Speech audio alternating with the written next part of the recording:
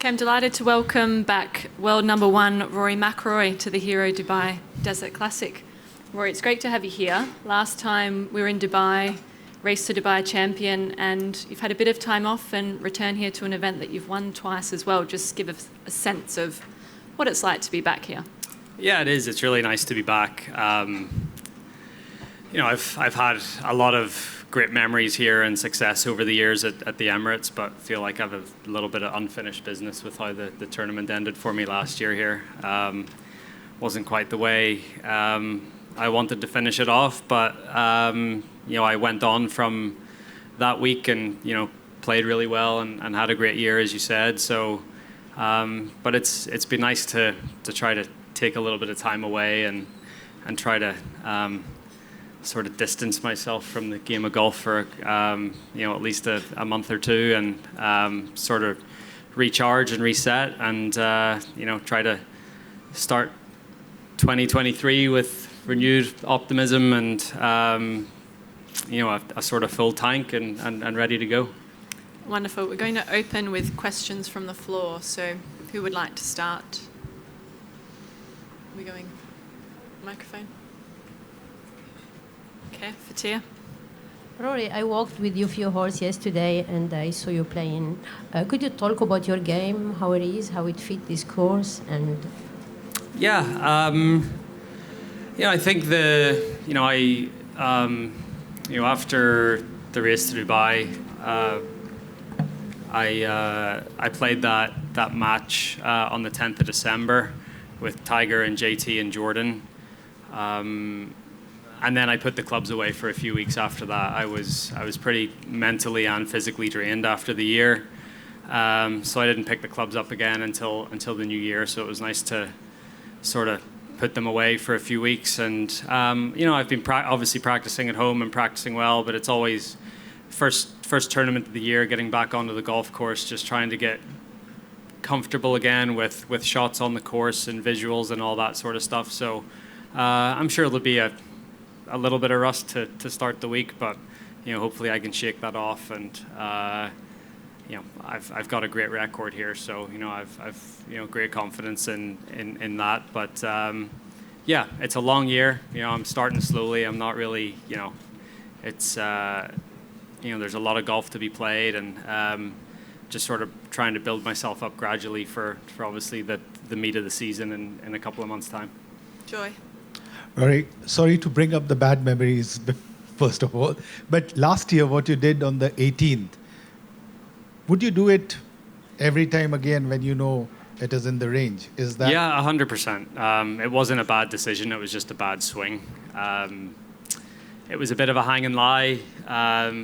The group in front of us were taking their time on the 18th green, so I had quite a bit of a wait, and that's not really, I guess it's not an excuse, but it was just a bad swing at the wrong time. I'd certainly make the decision again. I mean, there's so much room behind that green. There's a backboard. I mean, if those hospitality units were out of bounds posts, then maybe I'd think about it differently or have a bit of a different decision to make. But I mean, you can literally just whack it into the hospitality and take a drop and try to make your four that way. I had a bad shot and misstruck it, and obviously the miss was long and I missed it short. So, Swami. Rory, a little while ago when I was telling you about your record here, 9 top 10s in a row here, and then an excellent record at the DP World also. What is it about Dubai that kind of makes you and your game click? I first played this tournament in 2006, so I've been coming here for a long time. 17 years. I've got a level of comfort here. I like starting my year here. I have a lot of friends. I called this place home for 4 years. So I have a level of comfort. I like it. I get great support here with the crowds that come out, and you play competitively around a golf course for such a long time. It just feels automatic. where you hit your tee shots, where you remember certain things about certain shots and different putts, and all those things play into it. But yeah, just a real level of comfort. And go to Facey, please. Thanks, Bryony. Rory, there's been suggestions that Patrick Reed wasn't very happy yesterday that you declined to acknowledge his attempt to shake your hand. Can you tell us exactly what happened? I didn't see it. I was down by my bag, and he came up to me, and I was busy working and sort of doing my practice, and I didn't feel the need to acknowledge him. So I didn't see a tee come in my direction at all, but apparently that's what happened. Right. And if roles were reversed and I had to throw that tee at him, I'd be expecting a lawsuit. So You didn't duck then, Rory? Huh? You didn't duck? I didn't duck? You didn't duck, no. You didn't feel the need to duck? I didn't see it. No, my back was turned to him. So. Just without labouring the point, I mean, a guy who's landed you with a subpoena, do you think he's probably not entitled to expect you to greet him with open arms? I mean, exactly, right? Like I got a subpoena on Christmas Eve. I don't see you can't pretend like nothing's happening, right? I think that's the thing. It's like, why? That's we're living in reality here. He's not. So. Thanks. Bernie, and then Ian. Sorry to take this subject with Patrick on the range yesterday a bit further, but Patrick reached out to you. He shook hands with Harry, wishing him Happy New Year. He put his hand out to wish you Happy New Year. And in a goal to sort of probably try and mend bridges, and there was no tee throwing. He just turned his back. He had a tee in his pocket, and he just threw it down in disgust. That's probably anyone would do when you approach someone and you don't get an answer. But can you see yourself maybe one day mending those bridges with Patrick? Not at the moment though, but he said he was trying to make an effort. Okay, next question. Ian, behind. Sorry. Just behind Bernie. Rory, in terms of your schedule this year, obviously there's the designated events, which then, kind of dictates very much what you're doing. You didn't play in Hawaii at the start of the year, so knowing what your ultimate priorities are, how is scheduling going to be for you in the current environment or the new environment? Yeah, it's fine. I mean, look, I'm playing a couple of events that I don't normally play, but it's good. I mean, I think we all understand that this is what we all agreed to, and I'm happy to do it if it makes the tour and the world of professional golf a better product. I'm happy to do it. Obviously, as you said, I got my one opt-out out of the way early in Hawaii. It's not a tournament that I've historically played. I've played it once in my career. I've liked to start my seasons here in the Middle East, and yeah, I mean now everyone knows what tournaments I am playing, right? There's no real guessing. It's just you know what the designated events are, and you know that I'll be there. And can I just ask you for your reaction? It looks like there's been sort of various bits of movement with Liv that is being portrayed as strengthening Greg Norman's position in the top of that organisation. We all know what you said when you were back here in November, so I just wonder if you have any reaction to that. I mean, if the chief executive doesn't have an executive team, I don't know how strong that is. Going to go to. So if I could just follow up on that, do you see that as some kind of level of weakness? Yeah. Because?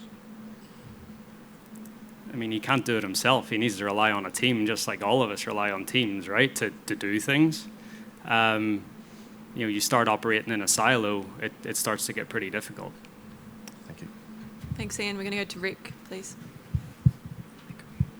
Rory, when you mentioned being mentally drained at the end of the year, how much of that is from all the extracurricular stuff that you're doing with Liv? All of it. All of it. But you're happy it's worth that for...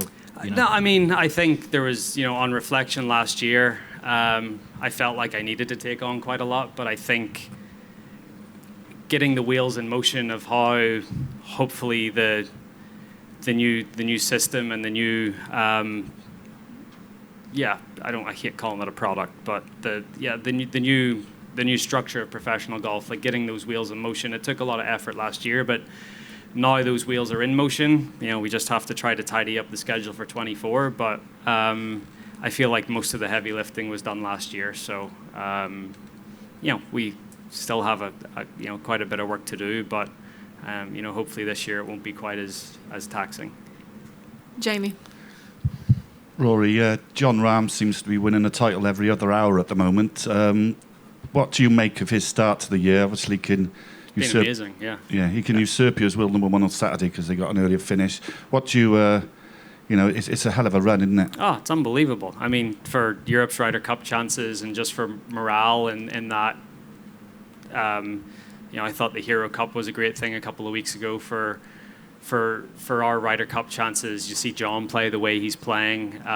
It's amazing. And yeah, I mean, like, we all know Jon's one of the best players in the world. Whether there's a 1 beside his name or a 2 beside his name or whatever, like, it doesn't really matter. He's won 4 of his last 6 events, and he's playing some of the best golf that he's played in his career.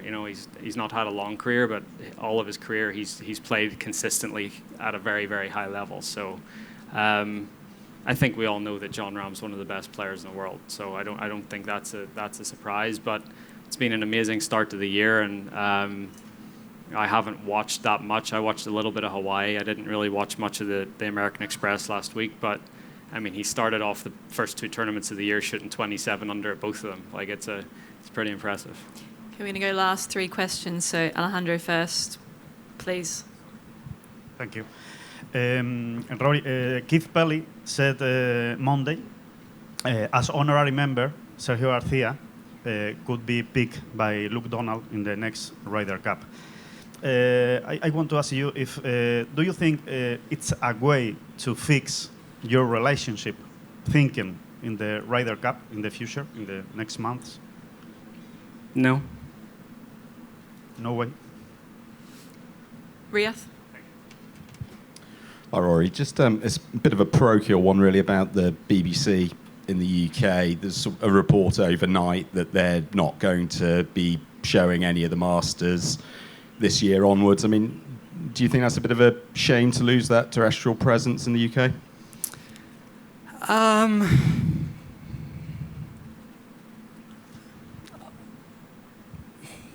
I mean, it is, I think if you're thinking nostalgically, yes, it is. And, growing up watching the Masters and the Open on BBC. But I just think the landscape of sports and media and entertainment has changed so much over the last 10 years that it's not the model anymore, right? It's either, Sky in the UK or it's streaming services. And the rights to these sporting events have just become so expensive that it's just not feasible for companies like the BBC to pay that sort of money. So is it unfortunate? Yes, but I'd say that the majority of households in the UK have Sky, and people are still able to watch. Okay, Martin. Rory, you mentioned the Hero Cup earlier.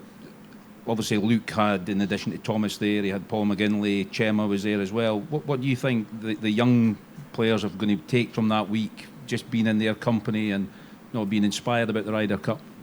Yeah, so I think I think the Hero Cup was a wonderful exercise. I played the Seve Trophy back in the day in 2009, and it gave me a slight glimpse of what the Ryder Cup could be like, and spending time with people that have played, and and spending time with people that would become captains of Ryder Cup teams. And I think it's great for the young guys to get that experience. I think as well, a lot of the matches were very tight, so it was great for the vice captains and the captain to see who excelled in those scenarios, who thrived under that pressure, coming down the last few holes trying to win a match. I mean, it wasn't, from what I have heard, and it wasn't all buddy-buddy. I mean, there was some pretty, there was a bit of tension going on, and which is good. I mean, that's what we need. It's a great exercise, and it'll definitely, make the people that, it'll distinguish the guys that are, that have a chance to make the team and are going to shine in that environment. Rory, as always, thank you for your time and all the best this week. Thank you.